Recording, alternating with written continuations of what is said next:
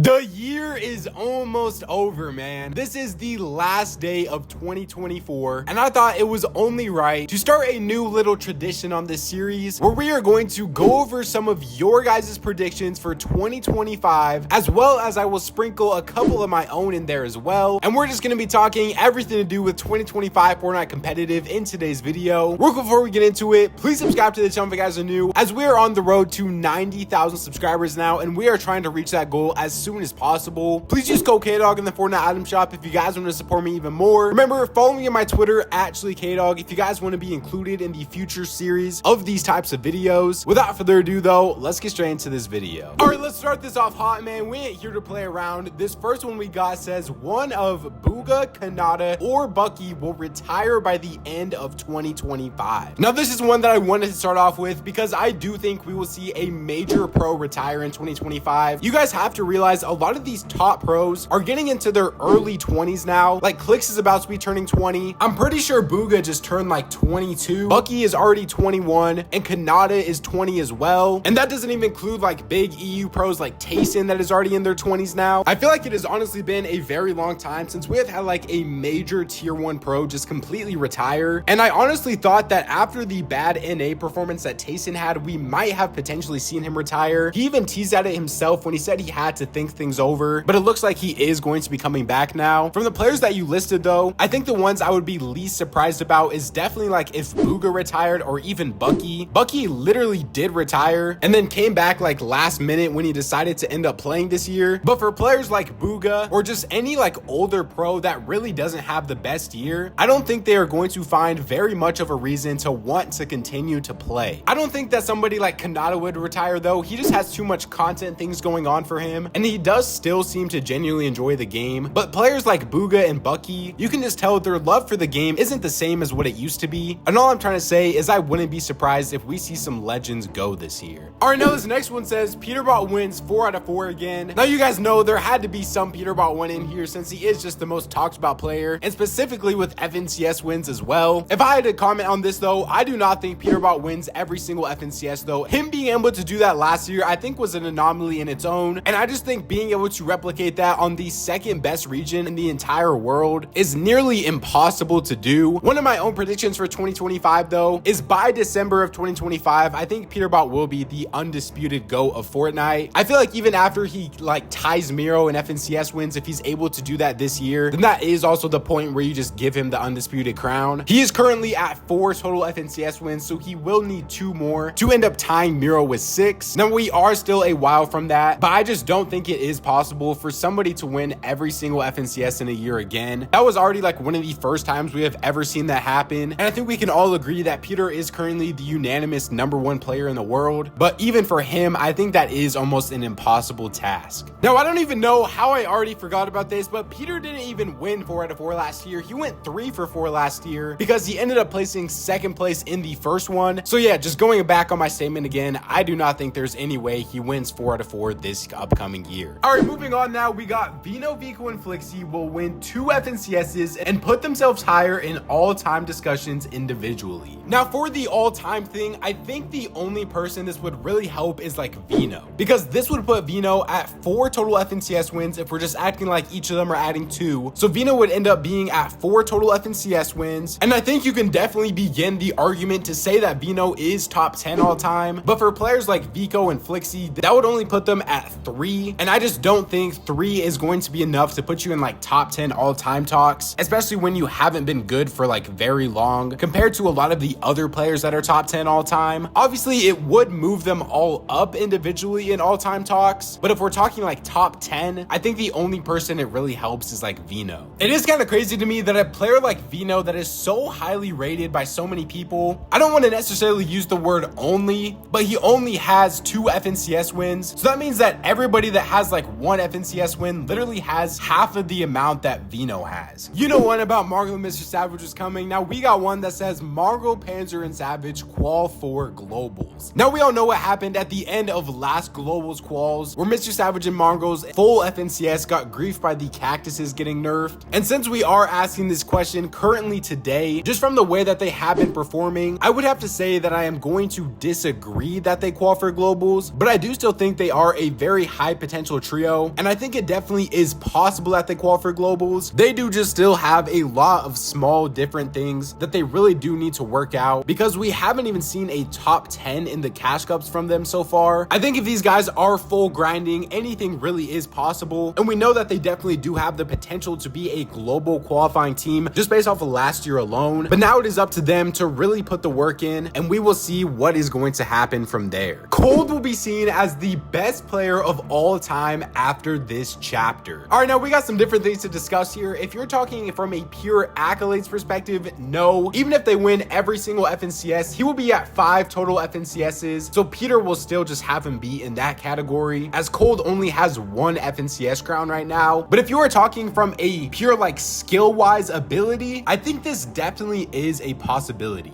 Now, to me, the most talented Fortnite player of all time has to be Peterbot, but I think Cold, now that especially he is playing with Peterbot, if we see him start to do things like have better stats than Peter, if he's out fragging him in multiple grands, and if he just looks like by far the best player on the trio, I think we can definitely make the argument that Cold is the most talented player in the world. And like I am now saying again, especially since he is now literally playing with Peter now, if you are able to look better than the undeniable best player in the world, then you definitely do have an argument yourself to being that as well. All right, now you guys know we had to have a Clix one in today's video, and this one says Clix wins his first FNCS and also has a top 3 in FNCS and also finishes top 5 at LAN. All right, now I'm not gonna lie, these are some very high hopes for Clix here. This is definitely a Clix fan, as you can clearly tell from his name. But starting off with the first one on, do I think Clix can win an FNCS this year? I think the only way he is going to win FNCS with the current trio that he has is he is going to need a broken POI uncontested. I think he would have to have like a top 2 like medallion POI completely unconned with his trio to even really be in consideration for winning an FNCS this year, because trios like Peter, trios like Poyo, trios like even Kanata, I think as of right now they have just proved to be like by far the top 3 trios on the region currently. And unless you're just getting like a catastrophic meltdown from all 3 of those trios in the same grand finals, I just think it is going to be very difficult for a trio of Clix, Muzz, and Rise to win an FNCS in this current meta. I think Clix can definitely pull off a top 3 in one of the grands this year and get his best ever FNCS placement, but I do kind of just think that is what his ceiling is like a 3rd place in grands. I just don't see him ever really placing above like Peter. So I mean, hey, maybe even a 2nd place is on the board, but as of right now, I just think their ceiling is a 3rd place. Queasy will prove himself to be a top 3 player of all time in 2025. Now this one is very interesting to me because I think a lot of people do have Queasy in their top 5 already. So I think a top 3 is definitely very doable. But what exactly are we saying Queasy needs to accomplish to really get inside of that top 3? I think it kind of does just depend on what your top 3 is, because you are going to have to be moving Queasy above a name that is either Booga, Tayson, Miro, or Peter. And I don't think you're going to put him above Miro. I don't think you're going to put him above Peter after the 2025 that Peter is going to have. So if you want to put him over Booga or Tayson, then I think he still needs 1, maybe even 2 more FNCS wins to really be in that top 3 all-time discussion. But especially if he has another very good LAN performance, I think he can definitely have the greatest IGL of all time title. But if he wants to get into those top 3 talks, I think he needs to at least win 1 more FNCS before we really start to have that discussion. Fortnite bans a top pro. Now this one is very controversial because a lot of people argue that it should have already happened when they ended up banning Cammy and Seti for surge trading, but then obviously the whole thing was like they unbanned them after like an hour. I don't think any like top pro is gonna get exposed for like cheating or something. I think the main thing that a pro could have gotten banned for was definitely surge trading, because that is probably one of the biggest like normalized issues in the Fortnite competitive community nowadays. But if Fortnite has already shown that they don't really care and they're not gonna ban you over it, I don't think we're going to see any top pros get banned this upcoming year. Asia top 5s in globals. Now this one is very interesting to me because obviously at the last LAN event we really didn't see any other regions besides like EU and NA, and I'm pretty sure almost like the entire top 20. But I think this is kind of coming off the back of people really do just believe in players like Queasy a lot, and they do think he is like the future of Fortnite competitive. And while I definitely do have to agree that he is probably the best Asia player, I just think it is very difficult for any region besides EU or NA to place well at LAN, simply because of the fact they are never going to get drop spot respect, and they're always going to have to settle for like a lesser POI. And it's just very hard for them to practice something like that because they're not going to land a lesser POI on their own region in like the practice like FNCS and cash cups leading up to globals. So once they actually do end up getting to globals, they are kind of just stuck with like sticks and stones most of the time. I think it is possible. It is just going to be very difficult. Other than that, remember, leave your guys' own 2025 predictions in the comment section down below so we can have a little bit of a discussion. Remember, subscribe to the channel if you guys are new, as we are on the road to 90,000 subscribers now, and I truly cannot thank everybody enough who has subscribed recently. I know a lot of you guys got V-Bucks for Christmas, so if you guys want to support somebody when buying a skin with those V-Bucks, please just use code KDOG in the Fortnite item shop. YouTube says to enjoy one of these two videos up on the screen right now, so go check them out if you guys haven't already.